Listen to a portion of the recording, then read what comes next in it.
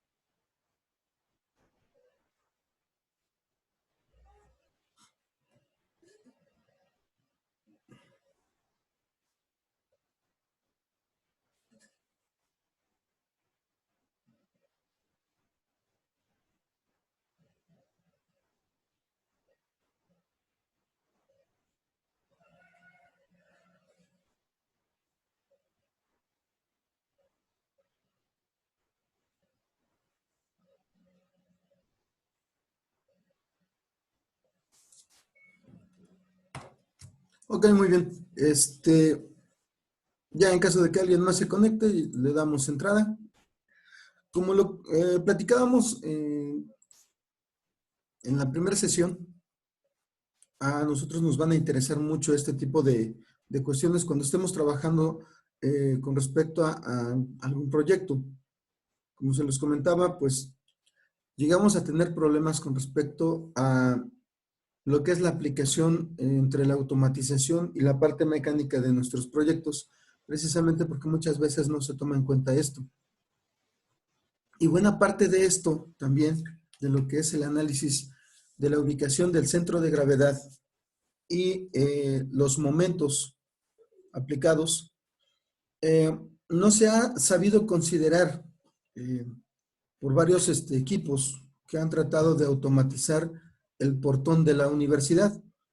Ustedes, pues obviamente ya asistieron a la universidad, a las instalaciones, y del lado donde entran los vehículos, ustedes pueden ver un portón grande de color blanco, en estructura, en PTR, y pues por lo mismo que es grande no es muy ligero. Se ha tratado de automatizar por medio de motores, servomotores, eh, pero desgraciadamente todos terminan quemándose porque los motores terminan forzándose demasiado para poder realizar el trabajo que se requiere. En su momento yo le hice la sugerencia a un equipo que podían hacer uso de precisamente el sistema de palancas o un sistema de palancas para poder eh, minimizar el esfuerzo requerido por un motor para poder mover ese portón. Lo que se requería o lo que se necesitaba era que se pudiera generar la apertura de forma automática, presentando la identificación tanto de un trabajador como de un estudiante, y de esa manera poder ingresar a las instalaciones. Pero desgraciadamente, como le comento, los proyectos en ese sentido han terminado desechándose porque no han funcionado. A la larga se terminan quemando y pues el portón sigue sin automatizarse. De hecho, incluso ustedes pueden ver, si se dan una vuelta a la universidad, eh, en la orilla de lo que es la caseta, cuando se abre el portón, queda pegado a la caseta. De ese lado se perforó el concreto de la orilla de la caseta para poder instalar uno de estos sistemas. Como se terminó retirando, pues esa instalación se quedó ahí, ese hueco que le hicieron al concreto se quedó ahí, simplemente para la anécdota, porque no funcionó realmente. como ya lo platicaba también, la cuestión de la ubicación de un centro de gravedad y de la modificación que nosotros podamos generar nos puede también servir para lo que es la cuestión de seguridad en los vehículos. También precisamente en el caso de aquellos que estuvieron en el propedéutico, probablemente se acuerden de este video. Nosotros nos vamos a encontrar con que bajo ciertas circunstancias los vehículos pueden terminar volcándose, pueden sufrir accidentes, precisamente porque a veces el conductor no toma en cuenta algunas situaciones. Muchas veces los conductores son atrabancados, son valientes, eh, pues se sienten como en rápidos y furiosos y terminan generando maniobras muy complejas que a veces su pericia no da para poder resolverlas.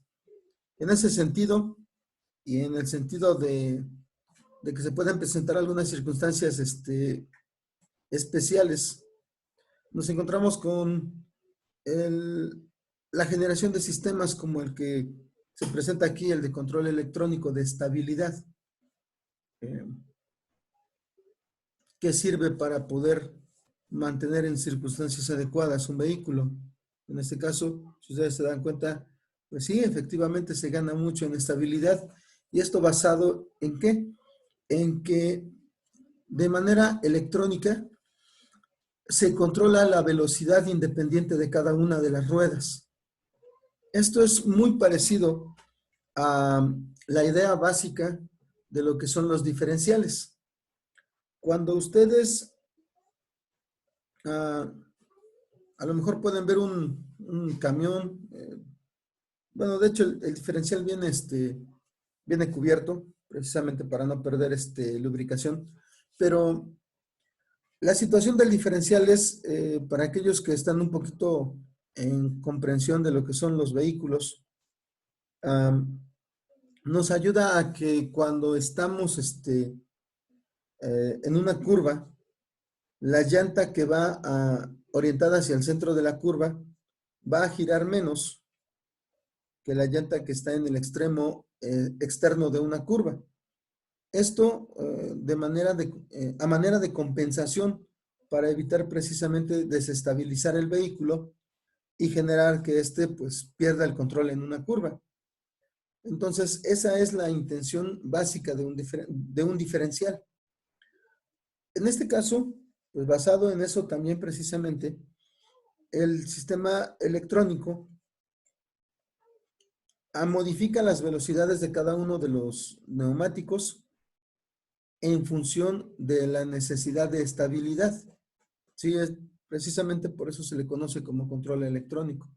Está basado en varias ecuaciones que permiten que el vehículo se vaya autocorrigiendo para evitar precisamente un accidente. Ahora, como les digo, muchas veces, pues también es parte de lo que forma la pericia de nuestros conductores, pero a veces la situación no está en manos del conductor. Hace algunos años, varios años, de hecho, circuló un modelo de vagoneta familiar. Me parece que el modelo era Windstar. Se empezó a detectar que estaban sufriendo muchos percances, principalmente en curvas. Inicialmente, pues se consideró que el conductor no tenía la pericia o que se había quedado dormido al volante, que había tenido una distracción, etcétera. Pero a fin de cuentas se llevan estadísticas de lo que son los accidentes, de las características de esos accidentes, y pues se empezó a detectar que estos vehículos estaban teniendo muchos percances precisamente en esas situaciones. E incluso se detectaba que a velocidades no muy altas, en curvas no muy cerradas, estaban teniendo este tipo de situaciones. Entonces, pues obviamente se requirió un análisis de lo que era el vehículo. Detectaron que el centro de gravedad de ese vehículo estaba muy alto.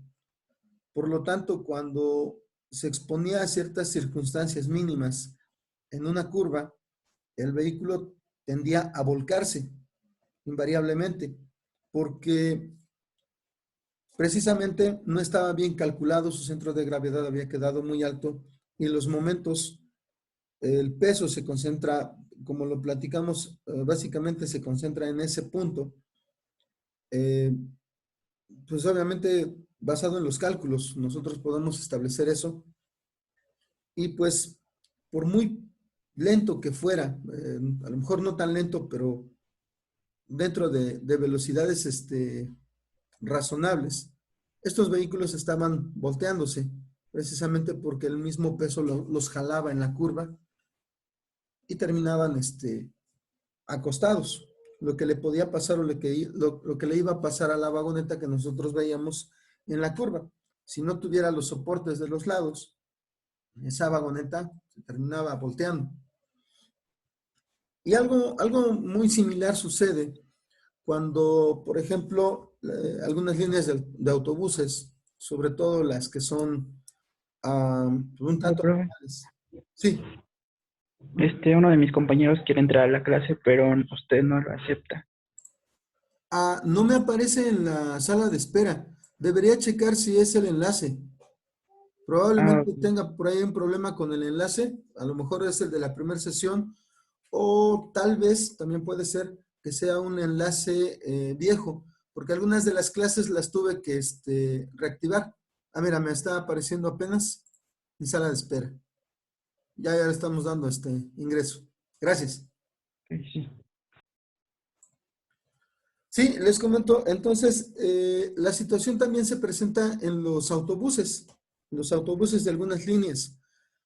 Nos vamos a percatar, y si ustedes ponen un tanto de atención, el tramo entre Jicotepec y La Ceiba es de bastante incidencia de accidentes de autobuses. Dado las circunstancias, primero de que son curvas muy cerradas y enseguida de que, a pesar de la pericia del conductor, porque son bastante buenos para conducir, parecen, si ustedes le han prestado atención a las corridas, cuando tenemos dos pozarricas tratando de ganarse el pasaje, parece que están ustedes presenciando una escena de Rápidos y Furiosos, porque son bastante aventados y logran a veces, evitar el accidente por prácticamente milímetros. Pero ellos propician, desgraciadamente en su afán de tener mayor ganancia, propician también que sus vehículos pierdan estabilidad. ¿A qué me refiero? Normalmente las líneas de más prestigio pues no permiten que haya pasaje de pie. Normalmente se lleva o se llena el cupo y hasta ahí. No puede, el conductor no tiene permitido estar separando para poder subir más pasaje. Lo que no sucede con las líneas de las que platicamos, que normalmente nosotros podemos ubicar en estos tramos y que pues mientras más gente lleves arriba, mejor. ¿Por qué? Porque de ahí lo que importa es la ganancia. Y desgraciadamente lo que sucede es lo siguiente. Si ustedes tienen un autobús, um, vamos a hacerlo con una línea más gruesa porque casi no se ve. Si tenemos un autobús, hagamos de cuenta que es algo así, con sus respectivas llantitas. Como les comentaba, lo ideal es de que nuestro centro de gravedad quede lo más pegado al, al nivel de lo que son los ejes de las llantas. Pero desgraciadamente, si ustedes analizan la estructura de un vehículo de este tipo,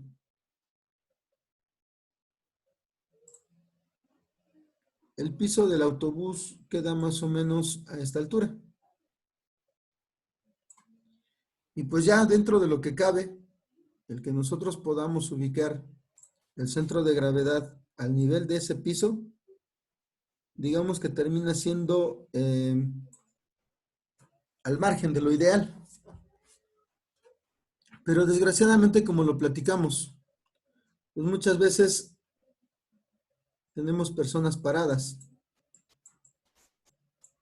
demasiadas personas paradas en un autobús. El centro de gravedad de una persona se encuentra aproximadamente a la altura del ombligo. Tengamos o no tengamos tamales de más, pues más o menos esa es la ubicación que vamos a tener con respecto al centro de gravedad. Entonces, mientras más personas paradas vayan en el autobús, nuestro centro de gravedad tiende a elevarse, tiende a subir. Y si nosotros calculamos más o menos la altura del ombligo de las personas, nos vamos a encontrar con que el centro de gravedad, en lugar de estar aquí, termina subiendo hasta acá. Y pues obviamente eso no es ideal. Estamos hablando de al menos 1 o 1,5 metros de diferencia de la altura de lo que es el centro de gravedad. Y eso provoca que en esos tramos sea mucho más marcado el que los vehículos se estén volteando constantemente, que haya accidentes, que al conductor le gane la curva y se salga. Desgraciadamente, pues es muy seguido por las situaciones que comentamos, que pues desgraciadamente la situación no está como para decir, bueno, pues limítate en lo que es tu pasaje, porque pues desgraciadamente la economía está muy complicada y pues sucede esto. Desgraciadamente sucede esto basado en las circunstancias. No debería ser una justificación. Desgraciadamente, pues a la línea lo que le interesa es tener ganancia.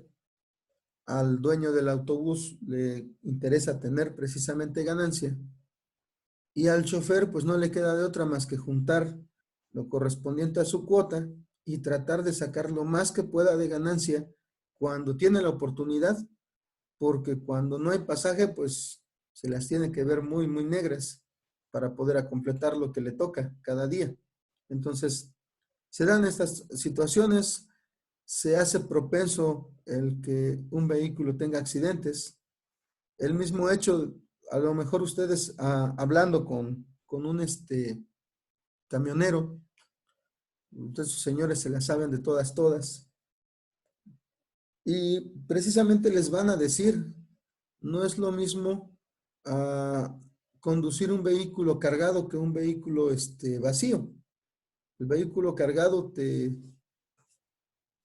va a implicar que tú vayas considerando muchas cosas, que no puedas elevar la velocidad a ciertos niveles, que tengas que agarrar las curvas más lento. ¿Por qué creen que precisamente en este tramo, también de la Ceiba a Jicotepec, en estas épocas de aquí en adelante, se empieza a dar que los cargueros se acuestan constantemente en las cunetas, se encunetan? Y no es porque le falte pericia al conductor, simplemente es porque el camión se lo lleva, lo jala en una curva, pierde estabilidad en una recta, y le sucede a conductores bastante experimentados, como son los camioneros. Esos señores te pueden decir, te pueden dar todos los tips necesarios para que tú prácticamente no gastes combustible en un tramo carretero, porque ellos te pueden decir, en este tramo te puedes ir en neutral, por ejemplo, y ahí ya no estás gastando combustible. En este tramo te tienes que ir en primera, en segunda, porque de lo contrario vas a gastar mucho combustible. Entonces, señores, también basado en lo que es la necesidad, pues se van haciendo de todas esas experiencias y conocen también los tramos carreteros para decir, bueno, en este tramo no le puedes bajar, tienes que irte en tercera, tienes que aumentar tu velocidad, o en este otro tramo, perdón, no te queda más que irte en primera. Cosas así que ellos les pueden dar como experiencias, y aún así, bajo las circunstancias de un vehículo cargado, se llegan a dar esas situaciones de accidentes. ¿Ok? ¿Alguna duda hasta aquí?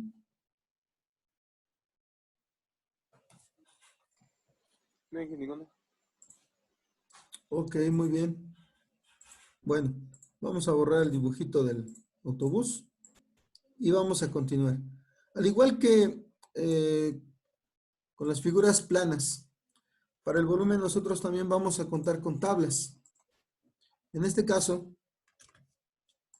con estas tablas en las que nos van a hacer referencia también a lo que son las figuras curvas, algunas secciones curvas que nos van a ayudar precisamente a ir armando eh, cuerpos más complejos.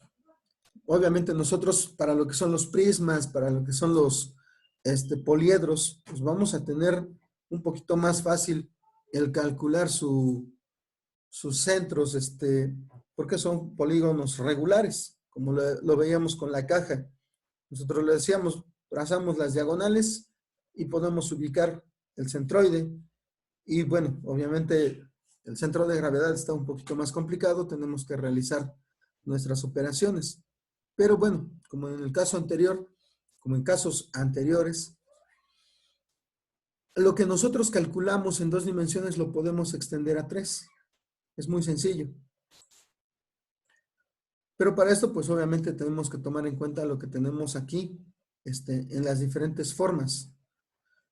Y a lo mejor terminar aprovechando a veces esas formas, y en los casos de elementos compuestos, en los casos de cuerpos complejos, pero que nosotros podamos detectar algunas similitudes con cuerpos ya establecidos, regulares, pues nosotros podemos hacer algunos cálculos en referencia.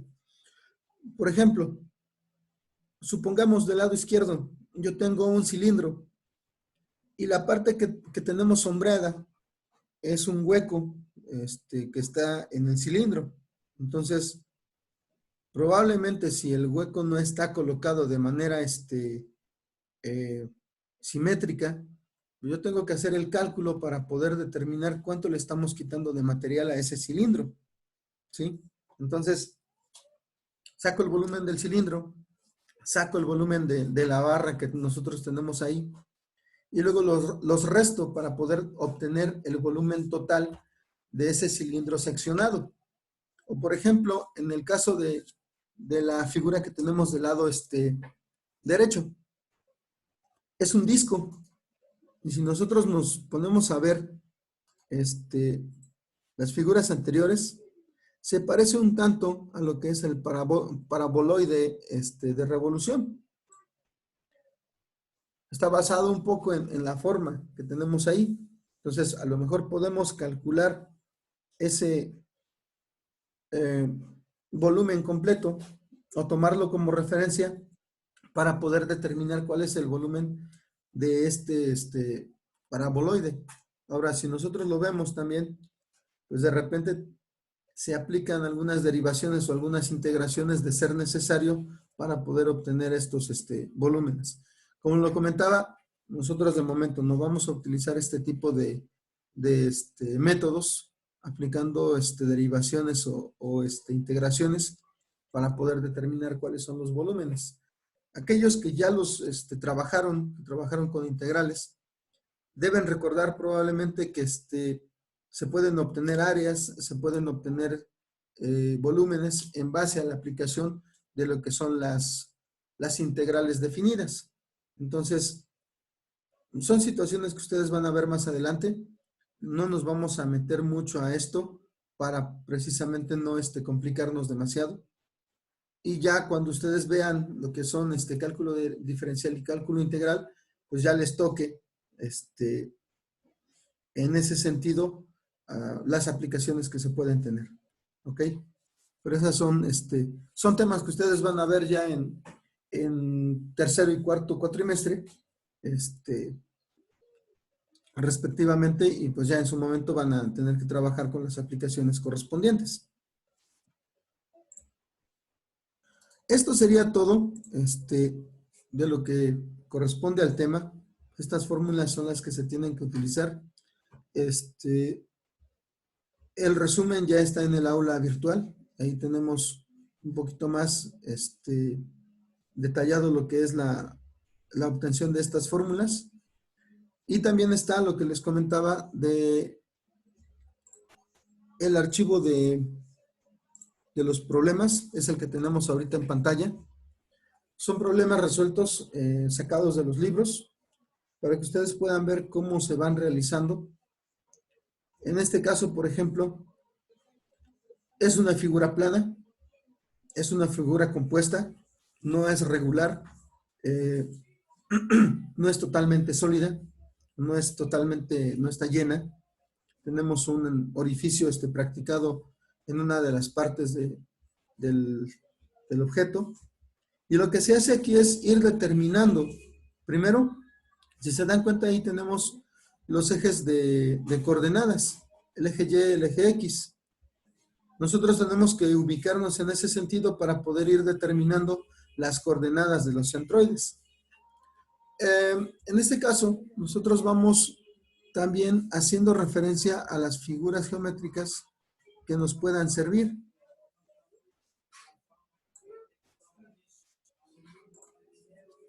Por ejemplo, tomando en cuenta las dimensiones que tenemos, podemos asumir aquí que hay un rectángulo. Podemos asumir ya después de la primera sección que aquí tenemos un triángulo. Y podemos asumir también aquí que tenemos un semicírculo.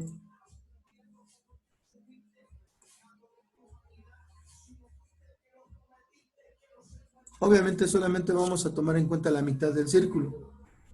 Y luego también tenemos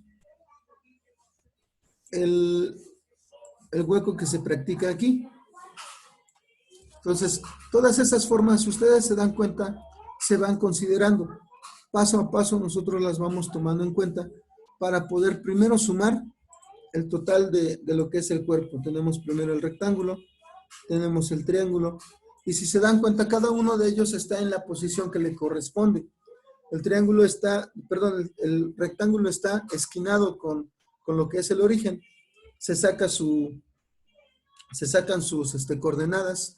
Como les decía, en este caso, simplemente vamos a trazar las diagonales a partir de los vértices. Y en el cruce encontramos ese centroide. En el caso del triángulo, si nos damos cuenta, está también ubicado en el área donde le corresponde de lo que es el eje X hacia abajo. El semicírculo que tenemos también está ubicado en las coordenadas arriba de lo que es nuestro rectángulo. Y hasta aquí nosotros tenemos un sólido, tenemos un objeto sólido, pero como lo recordamos, también tenemos practicado un orificio. Entonces, este círculo precisamente se les está restando, considerando que este espacio está libre. ¿Sí? Entonces, en ese sentido, se toma la decisión de restarle. Si no tuviéramos este orificio, esta última parte no tendría razón de ser. Pero como está ahí ese orificio, nosotros terminamos restando esa área. ¿Ok? Ahora, lo ideal aquí es también trabajar con lo que son las tablas. De preferencia, yo les sugiero que vayan haciendo uso de lo que es el Excel. Y en la medida de lo posible también sugiero que vayan haciéndose de un conocimiento más profundo precisamente del Excel. A pesar de que hoy en día todas las empresas o la mayor parte de las empresas está trabajando con sistemas de información conocidos como ERP o MRP, como lo son uno de los más famosos que es el SAP, por ejemplo. Esos sistemas que manejan lo que son los inventarios. Puedes vender, por medio de esos sistemas puedes vender por internet. Son muy utilizados para todos aquellos que se dedican precisamente a esas ventas por internet, porque en automático se va actualizando. Si tú realizas una compra en línea, el sistema automáticamente retira ese objeto, esa pieza que tú estés comprando del inventario general y lo mantiene apartado o lo empieza a mandar ya al proceso de envío, si es que tú ya estás cubriendo con tu monto correspondiente. Entonces, nos vamos a encontrar con ese tipo de aplicaciones, mas sin embargo, a ustedes siempre les van a estar pidiendo reportes. Muchas veces lo que nosotros hacíamos, por ejemplo, en el CEDIS de Coca-Cola aquí en Poza Rica, era sacar la información del sistema y luego trabajarla con Excel.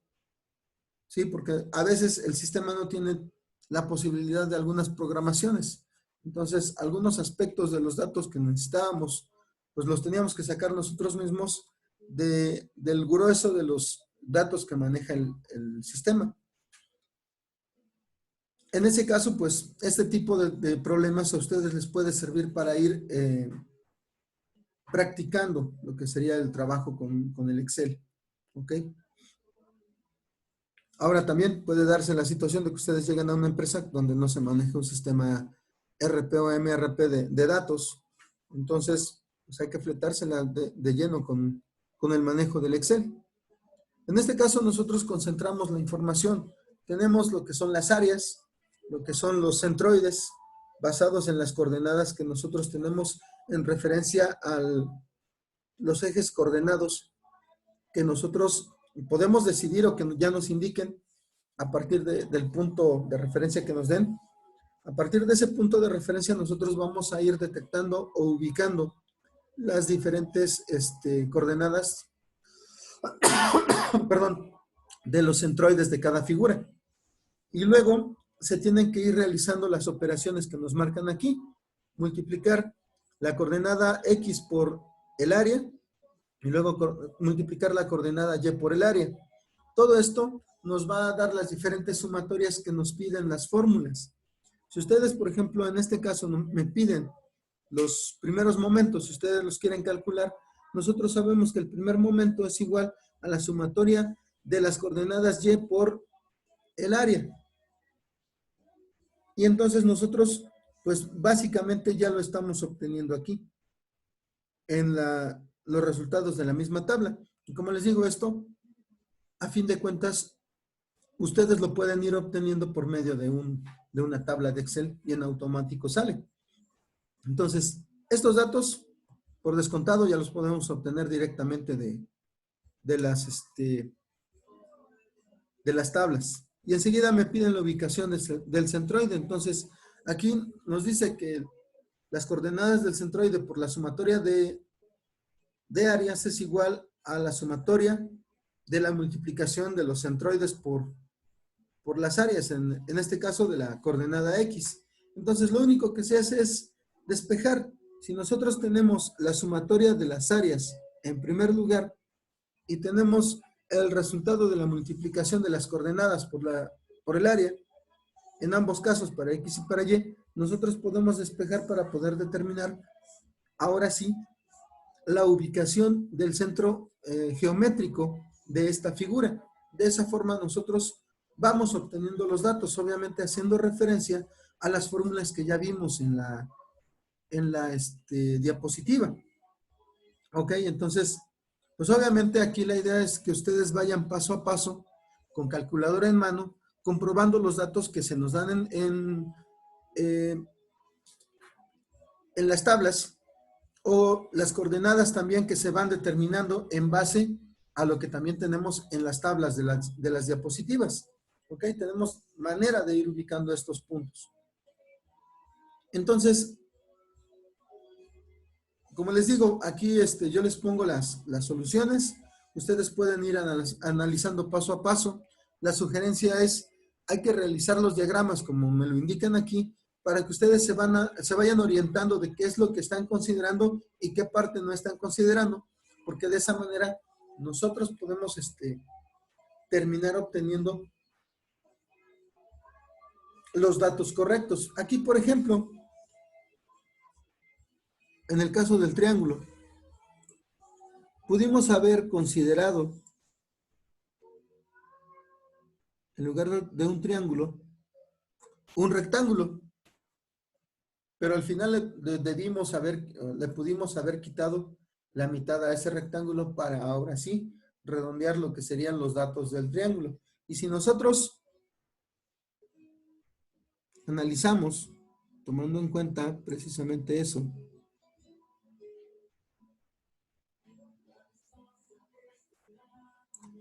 no es cierto, en este caso no es válido el rectángulo porque el centroide está al interior del triángulo, no lo tenemos en una orilla, como en el siguiente caso.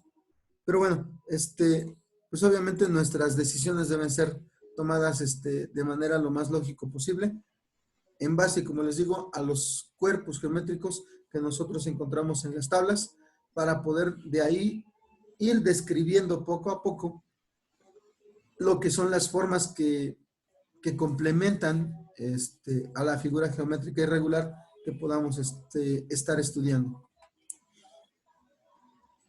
Aquí, como les digo, la sugerencia es revisen el archivo, con calculadora en mano, vayan verificando los resultados para que vayan comprendiendo también de dónde se van obteniendo.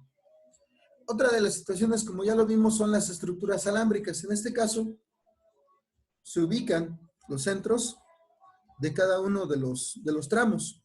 Por ejemplo, de este tramo,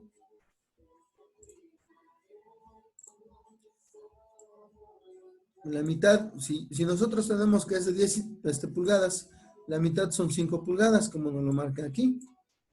De la mitad de este tramo de 24 pulgadas, la mitad precisamente son estas 12. Y por ejemplo, de este lado, si tenemos 26, su mitad va a terminar coincidiendo con esta, dado que estamos hablando de un triángulo rectángulo. Perdón, basado en esto, nosotros vamos a tener precisamente también un análisis por medio de una tabla. En este caso, pues obviamente no podemos utilizar los valores de área, pero podemos utilizar los valores de longitud para poder ir multiplicando con lo que son las coordenadas. Y ya obteniendo las coordenadas, nosotros podemos también determinar, en este caso, por ejemplo, los centroides. ¿Alguna duda con respecto a esto de los ejercicios que van a revisar?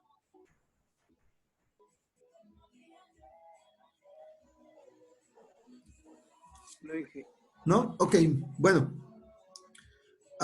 En consideración de esto, nos vamos a encontrar también este otro ejemplo, en particular. Me gustaría que lo revisaran a conciencia porque ya implica lo que son momentos y aplicación de fuerzas con la ubicación del centro de gravedad. ¿Ok? Me gustaría que lo revisaran a conciencia porque está bastante completo. Y bueno, sería todo por hoy. Los espero mañana a lo que sería la evaluación. Voy a estar en el horario normal, conectado, al pendiente de lo que es la aplicación del examen. ¿Ok? Cualquier duda, pues yo voy a estar ahí al pendiente. De mientras, bueno, nada más háganse de la información, revísenla y hay que aprovecharla. ¿Ok? Pues ya nos estaríamos viendo el día de mañana. O sea, como mañana va a estar usted dando el examen. Voy a estar virtual conectado para sus dudas. El examen va a estar en ya, línea. ya. Sí, O sea, cualquier usted va a duda, estar yo voy a estar conectado aquí en al WhatsApp. pendiente. ¿Perdón? Va a estar en Zoom o en WhatsApp.